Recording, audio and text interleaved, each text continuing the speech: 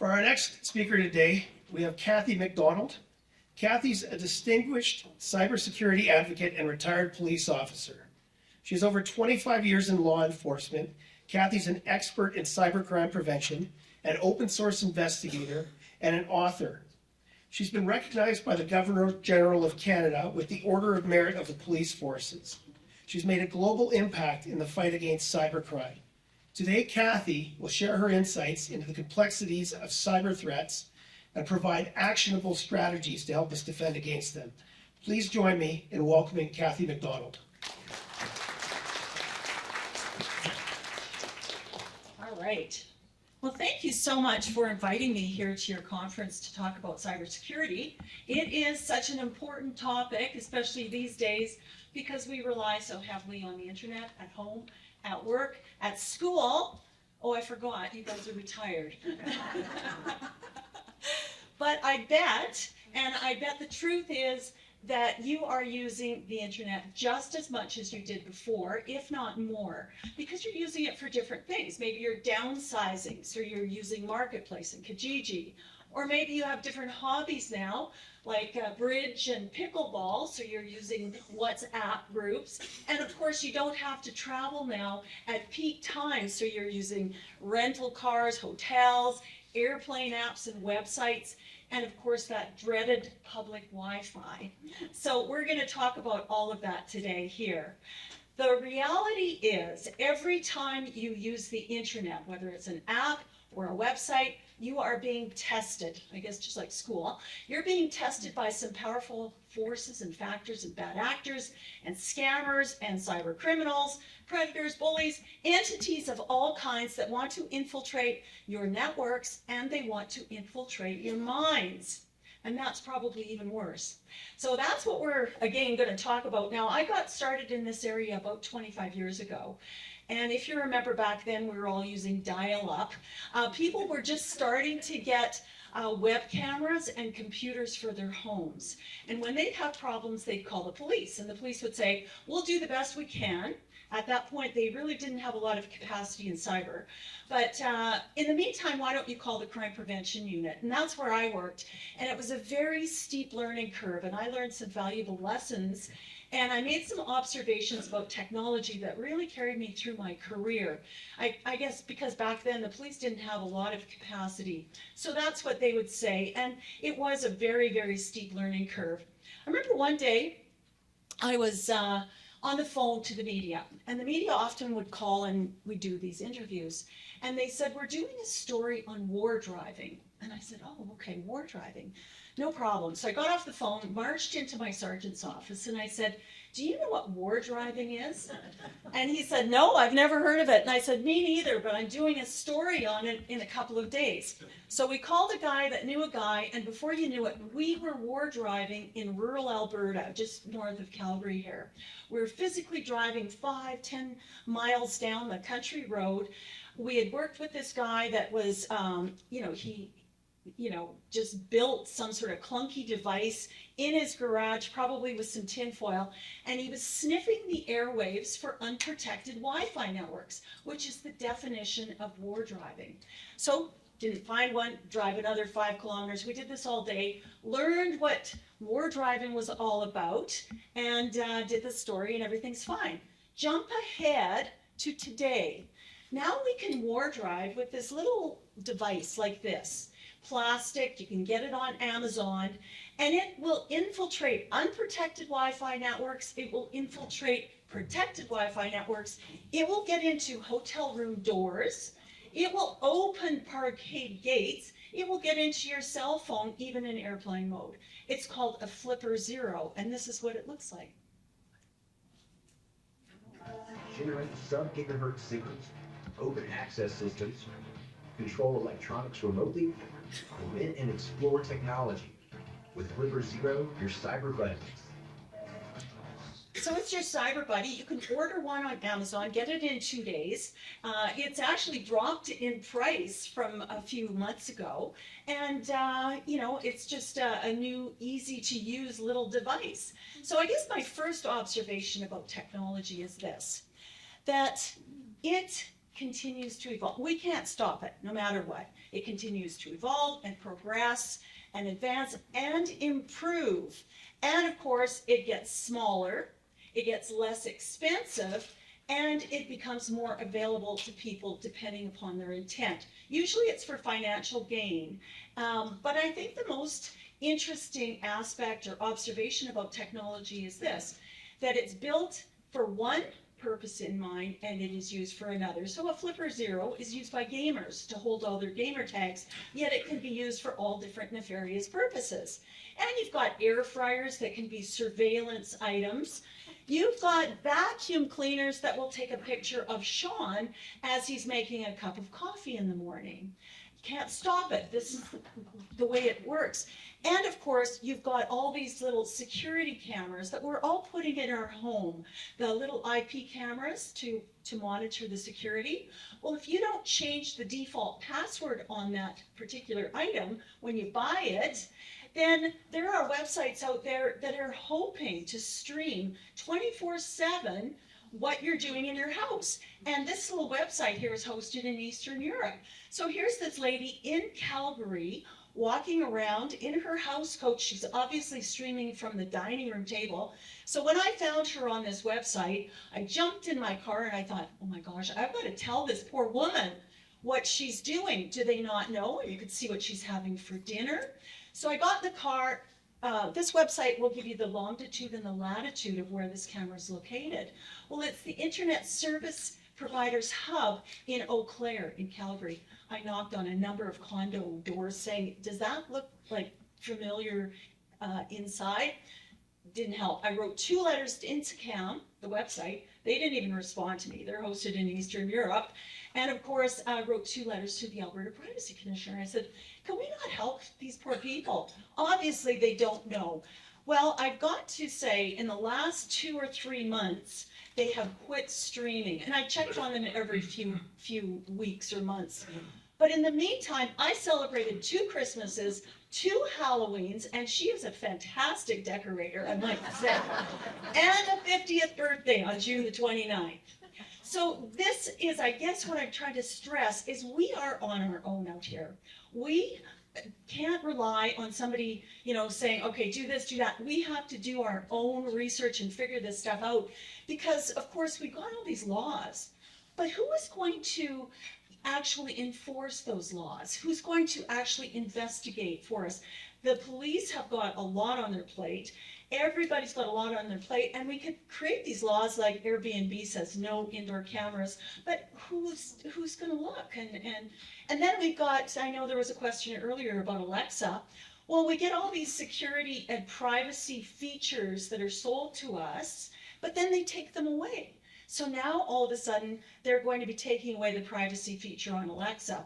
Now, we always did know that they were listening in because there was a homicide down in the States, and they did do a search warrant to get the Alexa off of the kitchen table where the double homicide occurred, but Amazon would not comply with that search warrant. Probably because they knew darn well that they were listening in. So we do know that they are, and even our phones and everything else. So we really have to be cautious and aware of what's going on. And this could be your next door neighbor in the near future. Having a party in the backyard, right? So this is where the technology is going. Now, the truth is, those cyber criminals, those powerful forces and factors that I mentioned earlier, they would rather come after us any day than all those technical safeguards that we use. And that's mainly because we have weaknesses, we have vulnerabilities, where somebody has invested millions, sometimes billions of dollars in the technical safeguards, and those don't fail. They're built not to fail, but we fail. And we fail quite spectacularly when our mind is cluttered and distracted and disrupted and in a state of chaos.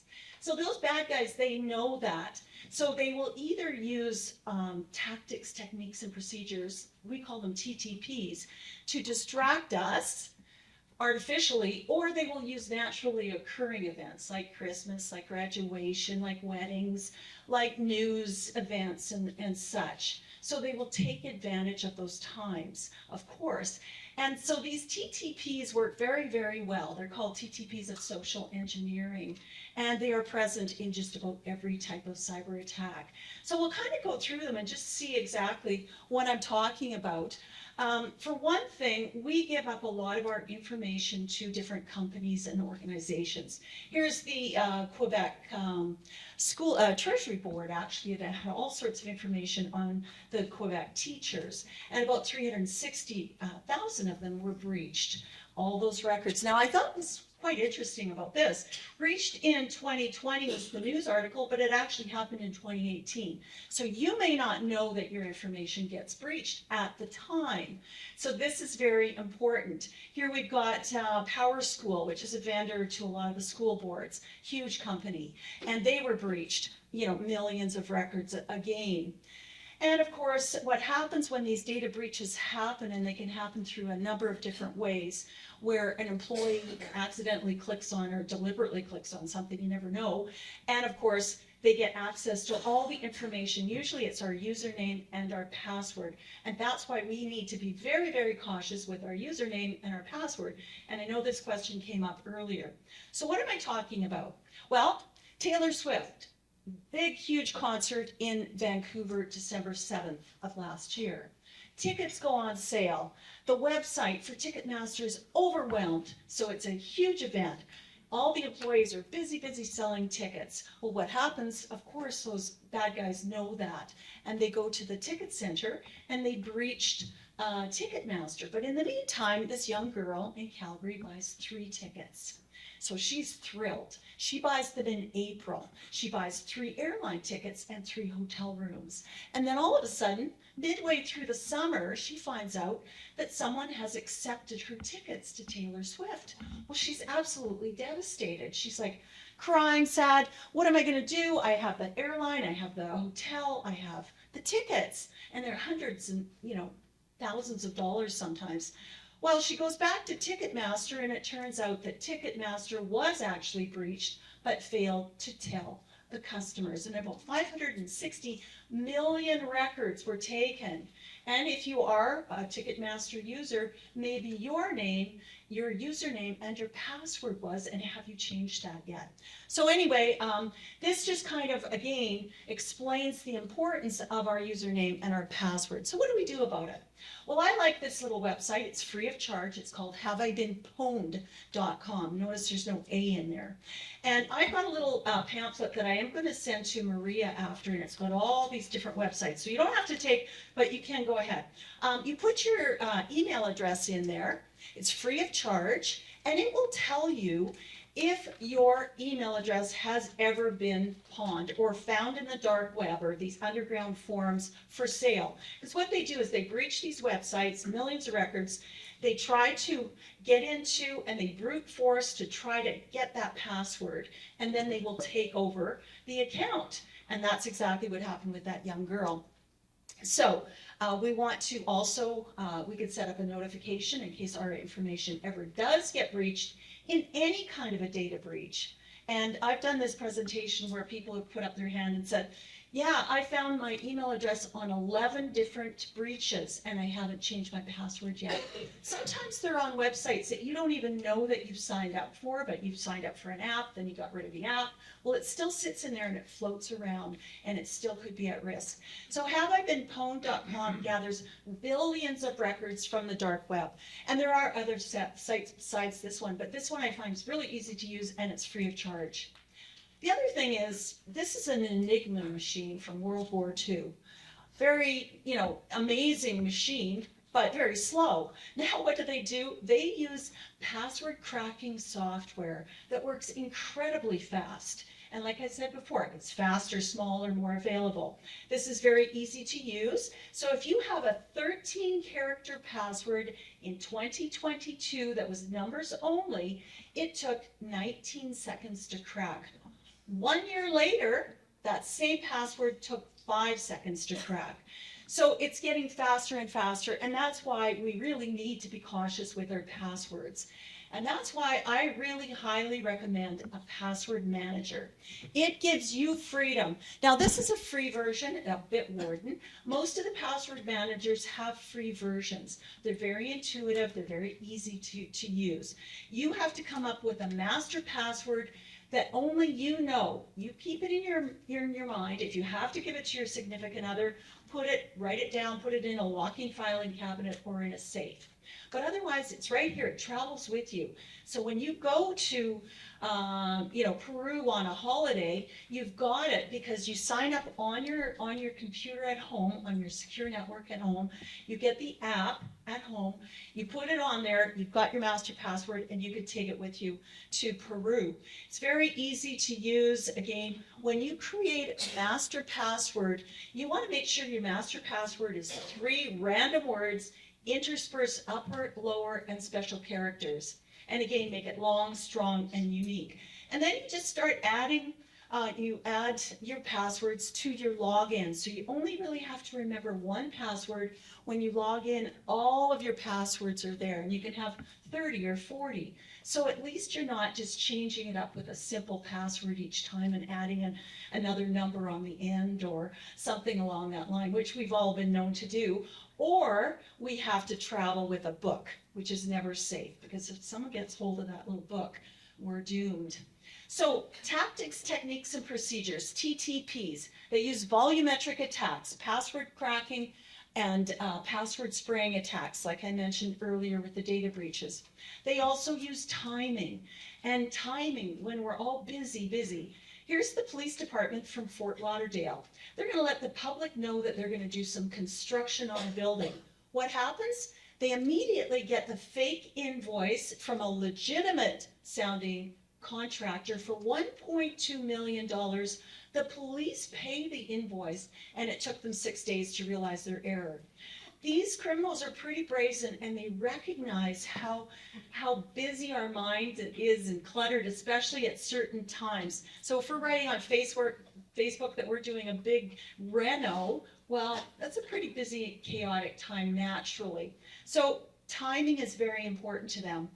Artificial intelligence we're hearing more and more about. So I'll just explain a little bit. Have any of you ever tried ChatGPT, Grok, or Gemini? Yeah, a few? I would suggest try it. Now, as teachers, retired teachers, you don't want to do a thesis or an essay that you're going to submit to a university on one of these Gen AI platforms. But if you're going to write an email, and that email used to take you an hour to write, and now it takes you 2 minutes with 10 revisions, it's pretty amazing stuff. So Gen AI is ChatGPT, Grok, Gemini, those are the most popular, but there's a lot of different AI. And the bad guys, the cyber criminals, they've embraced it. They use it now for phishing, spear phishing, no spelling mistakes, no grammatical errors. They can change the translations in different languages in a second. So they love this stuff. But so any kind of technology, it can be used for good or for malicious purposes. And Gen AI is now, we're seeing it more and more in spear phishing, in phishing. The question about spear phishing, it's very targeted. They do some research and they'll say, oh, this person, and they look on LinkedIn or whatever, and they'll say, oh, this is the executive assistant to so-and-so. And then when they send the email to that targeted person, they'll send it by name, and that's spear phishing, whereas phishing could be just sending out to millions and millions of people. But spear phishing is very targeted, and it's very deceptive. They also use photos, so it's called GAN photos, generative adversarial network photos, where you'll see these photos that look like real people. They might have bits and pieces. They use little bits and pieces to create people that look real, but they may not be. This technology has been around for about 10 years. There's a website called This Person Does Not Exist, and that would fall under that category. But again, the cyber criminals are using the GAN photos quite often. And the voice print. So we've all heard about voice print. When you phone your bank and they'll say, oh, we're going to take your voice print. so that for a security purpose, it's the same technology, but the scammers are using it to do blackmail scams, to do, you know, threats, coercion, all those kinds of scams. So they've got access to it too. A voice print is considered biometric information. Personally, I don't give up my voice print because, again, whoever I'm giving it to, can they 100% guarantee that a scammer's not going to breach that website and get my voice print? So again, but if you pick up your phone, it is possible that anybody could get your voice print that way. So when you pick up one of those phones, numbers, you don't recognize the number, probably not worth picking it up to begin with. You never know. But again, this technology, it can be used as well. And then you've got the creative scammers that use the Gen AI, the chat, they use the photos, they use the voice print, and they use the deep fake. So you can see here, they've got the scammer that grabs the photos of coworkers, has them moving with their voice. The target or the victim really was skeptical at first, but ended up wiring $25 million because start to feel comfortable once they recognize the voices in the background. So those virtual platforms are, again, another target for these scammers. And of course, we've got, this is where we're going in the future. This is Michaela. You still love me right back, love me right. You still love me right back. Now, Michaela is a fashion model. She travels the world wearing all these fancy clothes, designer clothes, gets paid $10 million a year. She is a clone. She is a robot virtual girl. She is not real, but we're seeing more and more of these kinds of people, and it's just the people that have the technology to build them, because it's the two people in the lab that created Michaela that are making the $10 million. Plus, she's got about 2.5 million followers. So she's an influencer. She's got opinions on art, on fashion, and economy, and the environment, and politics, and everything else. Whose opinion is that? It's the two people in the lab, and of course, artificial intelligence. And she's not alone. These are just a few of those robots that are coming this way. So we're seeing more and more, and they make a lot of money. And money is running the show. Now, we also have these silicone masks that are pretty incredible too. I'm thinking of getting one myself. I mean, they've got the hair, the freckles, the wrinkles. We'll get rid of the wrinkles. And they work pretty good. You may not be easily fooled, but a recent study showed that 1/3 of people couldn't tell at a glance which of these are masks. Sure, they go by really fast, Oh, it but just when cut many out. people were given unlimited time, they still couldn't tell. Huh.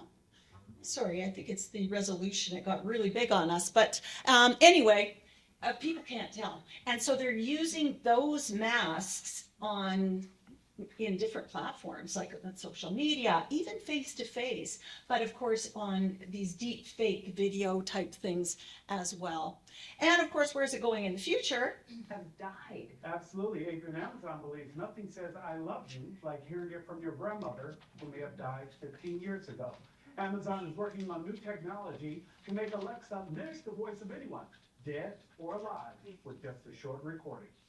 So you see where that's going. It's the emotions. So emotions are a huge tactic used by scammers. They tug at your heartstrings. And you can imagine when you've got the voices of family members that are coming together, maybe that have passed away like this.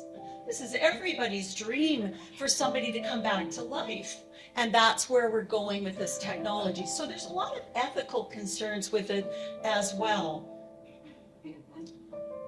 But, you know, emotions play a huge role in everything, every scam that we get involved in everything we do. So when it looks technical, but it's also very emotional. And these are the attacks on our mind. So this first one here is a shock. We're shocked. Oh my goodness, we're scared. We've got a violation ticket. Here we've got curiosity, which is a strong emotion. Oh, I wonder who's delivering to me, you know, whatever. Those are the kinds of things. And then this is greed, you know, love, urgency, fear. Those emotions keep getting used against us over and over and over again But this one here, all you're supposed to do is just select your financial institution. This Lee Darlington, when I first got it, I thought, oh, this poor person sent it to the wrong person. No, this is part of a scam. It's the old advance fee scam that used to work back when I was working in the fraud detail in the 90s. It's the same thing, only it's gone to the digital world. I had an executive man, professional, middle-aged, that called me crying. He got onto a web camera with a woman that he met on Facebook. Her microphone was not working, so they had to only use the chat function because she was most likely using ChatGPT. She couldn't speak English. She talked him into getting undressed. He did for about 10 seconds. I mean, they had talked for a long time. He thought, oh, okay. So he did. He realized his error as soon as he started to do it, and her demeanor instantly changed. And she started to say this. This is actually from the text log. She said, you're gonna lose your dignity. I know who your friends and family are and your boss, and I'm gonna tell everyone, if you don't send me $6,500. So they negotiated it down to $600. He tried to wire the $600 to this woman, and the bank stopped the transaction from going through. But he's still worried, they still could pop up somewhere on the internet. So again, and she continued to make him feel bad because any money that was going to be sent to him was going to be donated to the poor, sick, hungry children in Africa. They have no heart, these people. And this one, too, is kind of an interesting romance scam. James sent her a check for $720,000 and showed her an online account of $1 million. It was a complicated plan, but basically, if she just sent him some money, $125,000, he could get out of some legal trouble, and then they would come back and cash the check together. It's like going all over the place, trying to get money, find Bitcoin machines, and it was horrible. Horrible. She says she got suspicious and went to the bank to look at the check. It was a fake. She didn't notice it was signed Oprah Winfrey. Yeah, at my expense. Her retirement plan, gone. Shocked. I'm like, oh my God, I've been taken. When she called James out, he started sending gifts, a mural of their pictures, cheap jewelry, and then a blanket of their faces. It's weird. It's just weird. I feel bad because she was duped, thinking she might have been talking to me. It turns out the photos were of Donnie Bennett. Reverse image search found the Rhode Island realtor whose pictures have been used by scammers for years, he says. They'll do anything. They're nefarious.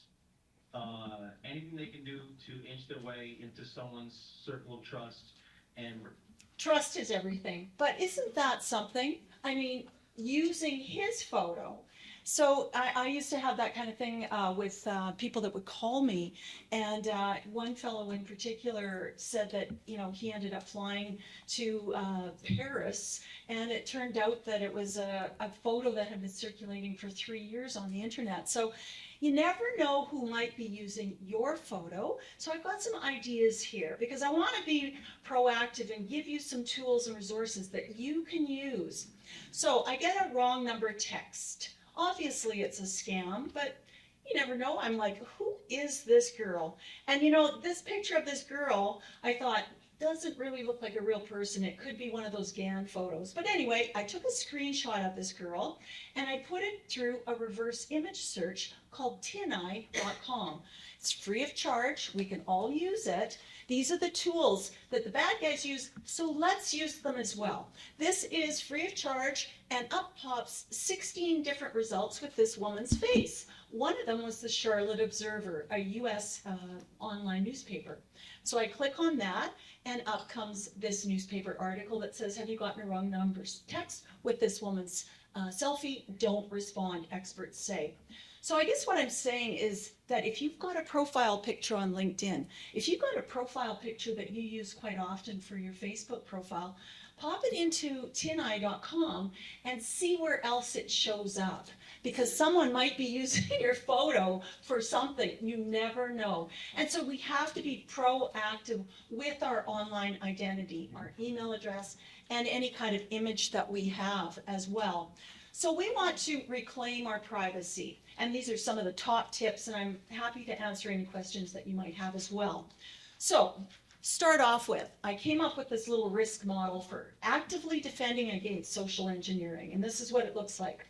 Be rational. If you are emotional, sad, lonely, depressed, under any kind of influence of anything, maybe read a book. Maybe the internet at that time is not the best time, because that's when we're more apt to pull out our credit card, to respond to somebody and do something that we shouldn't do, like that man I was telling you. So we want to be rational, not emotional. We want to think independently, not with herd mentality. Young people are particularly vulnerable to doing things where everybody else is doing it. Well, let's think independently. Independently might be to phone your bank manager and say, hey, I just got, or phone the Alberta Securities Commission. That might be thinking independently, talking to an expert perhaps. But that's, thinking independently is very, very important. Be skeptical. Ask why. Why is a very powerful word on the internet. Why am I getting this email at 3 in the morning? Why do they want my opinion on something that I know nothing about? Why is this young lady asking about the bar last night and sending the text to my husband when he was with me last night? You know what I mean? So you got to ask why. Look at your husband? I don't think so. And then be kind. Don't jump and say, okay, what were you doing last night? No, you want to be nice, but you also want to be kind. So being nice to somebody is saying, hey, I like your hair, I like your makeup, I like your dress. But being kind is, hey, I just saw your photo circulating around. I just saw you making some weird comments on Facebook, and I don't think it's you. Picking up the phone is being kind and letting people know. Even, you get an email that comes and you know darn well that it's not from that person. Tell them. I think that is being kind. Because the hard part is, now that we're retired, we don't have our professional IT security team that we can pick up the phone and them clean up our computer, right? So we're on our own here, and we need to do stuff. Now, when we're out looking on the internet for things, we go to the Canadian Anti-Fraud Centre. I've been there many times. I often go there. It's Canadian, it's Government of Canada. So I know it because I've been there, and it's in English and in French with the URL. So I spot it, and I go to that website. Well, this is what I find. It says the Canadian Anti-Fraud Centre advises consumers not to open unsolicited email. Okay, I was a bit skeptical because I've been there before and it looked different. So then I go to the cryptocurrency page and it says, oh, warning, warning, be careful about mass marketing fraud. Oh, that's good information too. So then I go to the page where it says, are you a victim? If I was going to get started now, if I clicked on that, which I did, it asks for your name, address, phone number, date of birth, social insurance number, everything, right? But I look just above it and I see the lorem ipsum. So this is a PowerPoint slide a lazy criminal decided to put together for the Canadian Anti-Fraud Centre. Like, this is brazen, right? So anyway, I go back to my search to find out, well, what did I do wrong? And there I see it. The anti in English was A-N-T-I, and in French it was A-N-I-T. So I look at the genuine one, and that's what it looks like. I call the Canadian Anti-Fraud Centre. I'm very kind. And they were embarrassed, they were shocked, but really grateful that I made the phone call to them. So I guess I'm pointing out that those URLs that get sent around at Fraud Awareness Month could be something like that. Hey, check out this website. We always want to be slow, go slow for anything that we do online. Check things out. Take an extra 10 seconds, think independently, ask questions, and really understand the way these things work. That's what the Canadian Anti-Fraud Centre actually looks like. When I say think independently, when you get an email in, now all of a sudden our email providers give us these big flashy warnings, red, yellow, orange, be careful, this person is not in your network. I think it doesn't help us think independently with our emails. We start relying on the technology and it's easy to scam us because sure enough, somebody is either going to be in our network or not in our network, and we're going to rely on this little banner. So I don't rely on those things. Always when you get your email, who's it from? Does that make sense? Do I know this person? Am I expecting this email? The date and time it's sent, 3 in the morning. That's suspicious. The subject line, what is the subject? Is it a forward, forward, forward, and then the subject? What does that mean? Or what does the subject line say? Is it kind of questionable? Listen to your intuition. Look at the body of the message. What does the body say? You know, are they asking you to do something? Click on a link, open an attachment. So you want to look at 5 key points before you actually do anything with that email. And take your time, because again, that extra 10 seconds can really help you out a lot. Now, I'm going to get to our dreaded public Wi-Fi. You're traveling and you're at the beauty parlor. Now, would you use this Wi-Fi at this beauty parlor in San Salvador? I don't think so. But, you know, this is what we're dealing with when we're traveling, and even when we're in Calgary and we're at a different place and we're using public Wi-Fi. Always a question, especially when we're retired and we're doing so much more traveling. So a few things to just think about. Anything that's very highly confidential, sensitive, do it from a secure network at home. If you need to check a restaurant or a map or something like that, yeah, okay, that's probably okay there. But signing into your bank accounts, social media from public Wi-Fi, probably not a good idea. I'd highly recommend that you use a virtual private network. Now, VPNs, your phone might automatically have one on there and you could use that one. But you can buy, these are about $100 or so a year, and there's a lot of different choices. And then you can put them on as a mobile app on your mobile device. So when you're traveling around the world, you've got a VPN, but it anonymizes your IP address. So it helps to prevent people tracking you or seeing what you're doing and where you're going on the internet. A key scrambler, this is new technology as well, but it's kind of cool. You can buy it, it's about, again, $100 a year, and it depends on what you're doing and where you're going in life. But it's an option, because what it does is it scrambles the keys that you type into your keypad between point A and point B. So if you're in a hotel or a restaurant and you're using public Wi-Fi, they will tell you the network. Well, there's some people that will go, you know, okay, I'm just making this up. Instead of Starbucks, I'll say Star Wars restaurant. Star Wars restaurant 1, 2, 3. So you think you're actually on that restaurant's network, but you're not. You're on a man-in-the-middle attack. So you're on their network, so everything you type in is being taken off. And that's how they do those attacks. They're keylogger attacks or man-in-the-middle attacks. But a key scrambler prevents that. Now, these only work on Windows devices at this time. They don't work on Apple or iOS at this point. But it prevents, you know, these kinds of things, especially if you need to log into your bank or something like that while you're traveling. Probably not a good idea. If you are traveling a lot and you're going to some far-off location, some people do this. They will put all their most important data on a USB and then put it into a safety deposit box as they travel. But again, it's a little bit risky, but it prevents you or stops you or reduces the risk of having to log in all the time to different locations. So you want to really prepare yourself before you go. Now, this is cool technology that I'll tell you about. It's called Faraday technology. And back when I was with the police, really only police had Faraday technology. And what it is technology that if the police sees a device, they take it from point A to point B to a Faraday cage. So when they go to court, they can say, yeah, it's not contaminated. I had chain of custody from point A to point B into the Faraday room. Well, we now have that same technology right here. I have one of these bags. I bought it from silent.com. There's a number of different websites that do this, but basically it prevents people from tracking you from point A to point B, or when you're at point B, nobody can scan and take information out of your laptop, your phone, your key fobs, because it blocks all of these kinds of signals.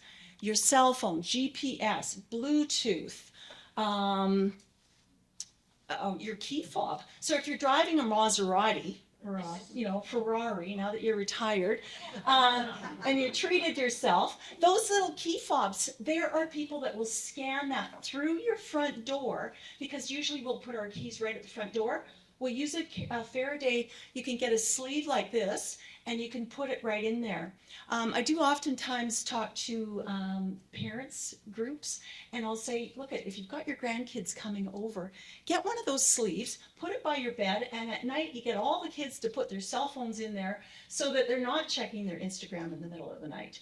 So if you're traveling in airports, in shopping centers, in concerts, people can scan. It's got a block for RFID. They can't get your cards, your credit cards, your debit cards. Scan that little magnetic strip. So everything's gotten so much better. Why not use this technology if you have the opportunity? And it also blocks Bluetooth too. So it's kind of a cool thing. They even have clothes, but they've got one that submerges. So if you're a scuba diver, you can even use it under the water. And I was so impressed. I actually contacted them, and I have my own promo code of 10% off if you want a discount. Promo code Kathy. It helps a little bit because these things are fairly pricey. But like I said at the very beginning, prices of things are coming down. So if you're planning a big adventure to some far off land, I would highly recommend some Faraday technology. Why not?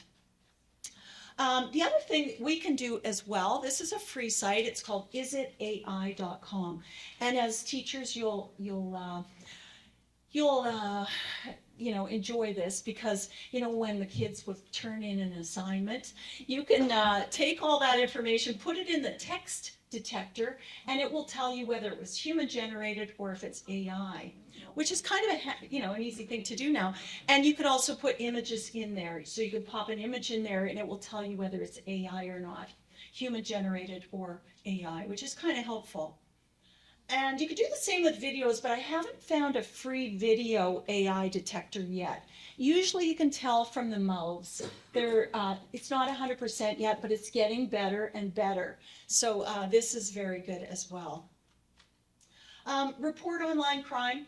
If you're a victim of a house B&E, car prowling, get that police case number. Use it and maybe put it on some of these other websites when you report things. Definitely with your bank, of course, but anything to do, if they get into your house and they get your computer, they get any passwords, they not only will sell that at a pawn shop, but they will use that information as well. So get that police case number for any kind of online crime, because if it's against the law in the virtual world, it's against the law in the real world, and vice versa. If something happens to you online, the first thing to do is talk to somebody that you know and trust. A lawyer, a friend, an IT person, at your school that you used to be working at. Talk to somebody and find out what's going on. Next thing to do is grab some evidence, collect some evidence, take a screenshot, print it off, and make sure you know the date and the time that you actually saw that at that particular website, because that's fleeting, obviously. Change and block your passwords. When something happens, your house gets broken into, your car gets broken into, you've got your wallet is stolen, change your passwords. It's an easy thing to do, and probably mainly on your primary accounts, your bank, your email service, and of course, if you've got a password manager, you probably wouldn't have to worry as much if you've got really strong, unique passwords. But if your passwords are pretty easy to guess, or you've used them somewhere else over and over again and they've been breached there, they might come and try it again on another website. So very important to do, change your passwords. And delete your digital footprint. I did a couple of revenge porn investigations, and they would follow the people all over the place trying to blackmail them to get more photos and money. So you want to reduce your digital footprint. You want to delete or deactivate your social media if you're in the middle of a big problem, a fraud or a phishing event or anything along that line, or ransomware attack. file a report, get your police case number, and then use that police case number everywhere you go. Because if you report abuse or some problem on Facebook, if you can say, I've also reported it to the police, and this is the police case number, they will look at that incident a little bit more seriously. And then continue to monitor. Be wary of hang-up calls, more wrong number text scams, weird emails coming around. That might be a clue that something's going on and maybe you need to, again, change that password. Or just be really vigilant with your bank. And of course, if you ever feel unsafe, call the 911. For the most part, most cybercrime incidents, if you're going to report them to the police, which I always recommend that you do, you use the non-emergency number. And then of course with your bank, with your bank, sorry, I got to go back. There. If you have an incident, you report to your credit card company, to your, your bank, of course, your bank, and mention the credit card, the debit cards, and then a credit bureau as well. We have 2 credit bureaus here in Canada. And that little pamphlet that I'm going to forward to Maria, it's got all those phone numbers on it. So you can put a fraud alert with the credit bureau with your police case number on file. That would be helpful. You can set up a have they been pawned notification so that again you'll be notified if there's any issues around that. And you can also do a Google alert if you want. But it's a good idea to really report to your bank and let them know what's going on. And they're very familiar with some of the problems around phishing and ransomware attacks as well. And here in Canada, we've got some great resources, including the Canadian Anti-Fraud Centre. But in particular, needhelpnow.ca is really good for teenagers. If you have any grandkids, Kids Help Phone is excellent again for the kids, and they've got people answering the phone. Canadian Centre for Cybersecurity, if you've got a little business at home and you need some tips around organizational business cybersecurity, that's a great place to go as well.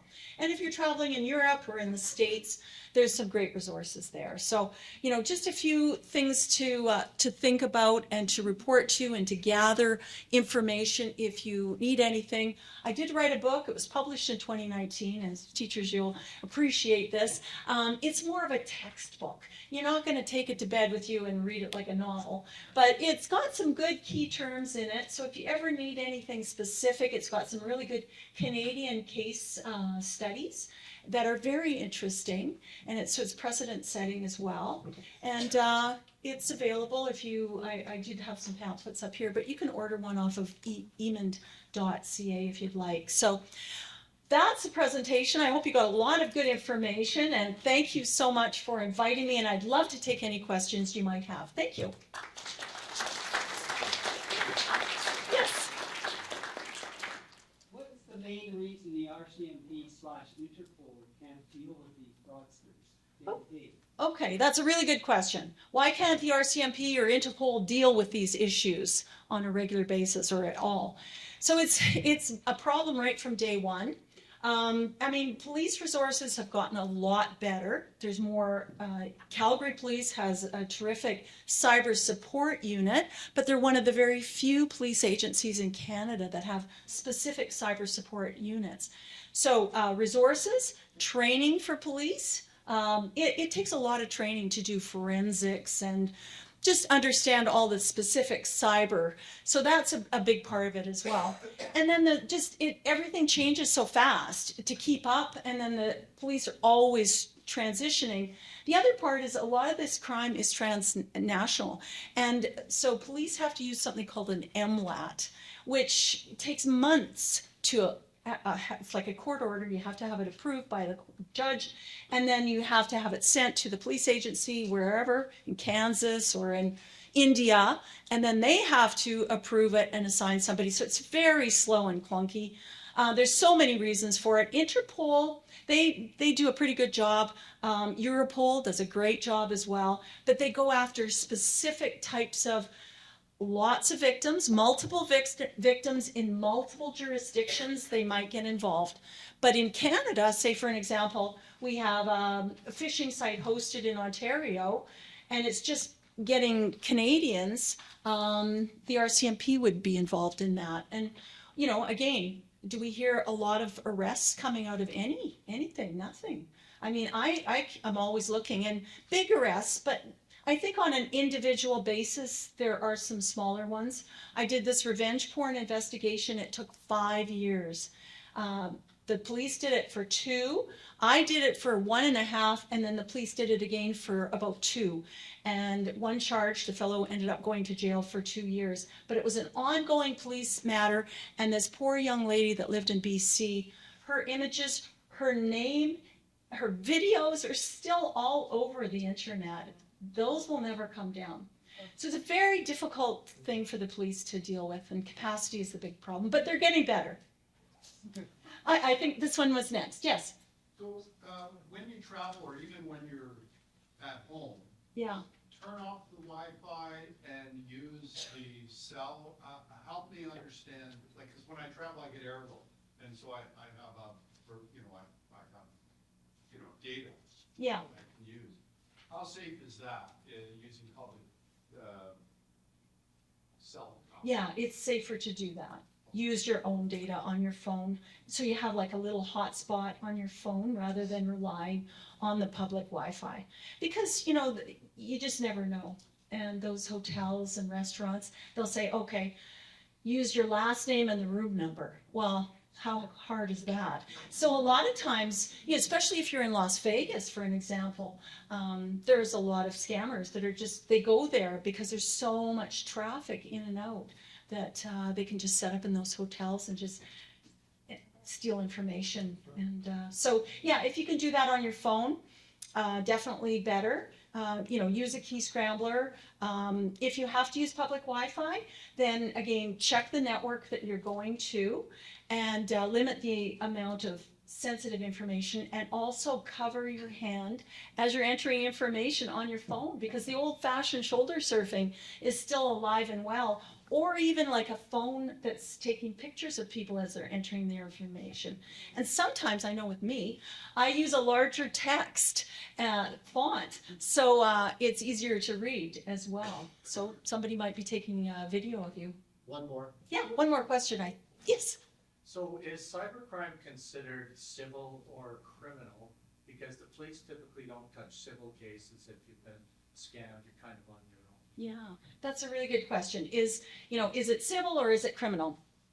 So, you know what criminal is. It feels criminal. You know what criminal, it's theft, it's, assault, it's personal. Report it to the police.